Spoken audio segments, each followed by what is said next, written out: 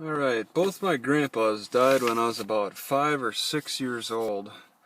But one of them, well, they died of different things. One was for like a brain tumor, and the other um, was as a complication of the kind of dementia or Alzheimer's and throat cancer and several things.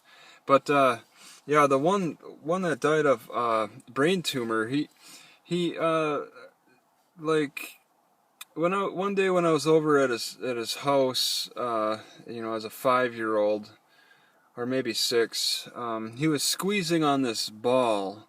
And I thought I was wondering, was he playing a game or something? And he told me that he was squeezing the ball to keep his blood circulation up and working.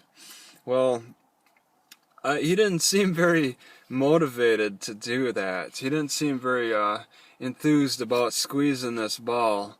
And I have played with squeezing various things, and it's not always, well, some things are more motivating than others. But definitely the rubber balls are not motivating to sit there and squeeze. I mean, I've played with the gel squeezes and all kinds of things, and it's not motivating. Okay, you lose enthusiasm, because it's just like, what's the point? For blood circulation, so what? It's just the same result every time. But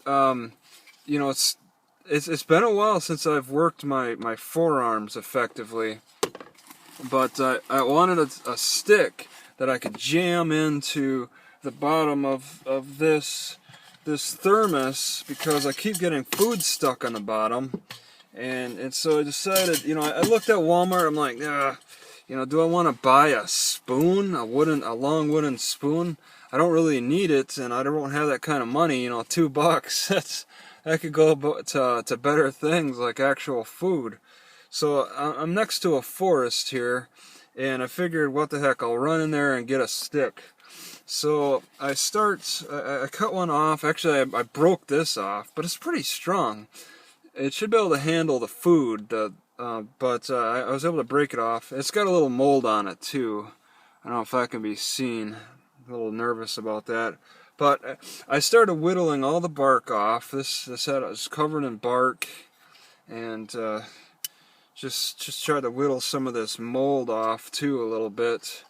But I whittled it, and as I was whittling it, I noticed that my heart was getting a little challenged, and working the forearms directly hits the heart. Okay, like they say, if you grab electrical things, if both hands grab it, it goes straight through the heart and knocks you out. Well, doing a little whittling also works. I work both hands so that blood flow is going straight to the heart. So I learned once again that, even after walking miles and miles and miles, riding my bicycle miles and miles, it still doesn't really help my heart as much as working my hands. And whittling does it. Okay, I just noticed, I don't really have a set habit with whittling. I'm just making an observation that this really tired out my hands, because my hands are weak. Sitting on the computer does not strengthen the hands. Typing is a weakening process, more so, I think. But whittling really got my hands and blood, my heart going. And I think if my grandpa could have figured out a better way to get his blood flowing than squeezing a stupid rubber ball, at age 64 he was reduced to squeezing a rubber ball for exercise, and that's unfortunate. He didn't really develop strong exercise habits. My great grandpa lived to 90 and smoked. He was a chain smoker. He talked like he was into exercise.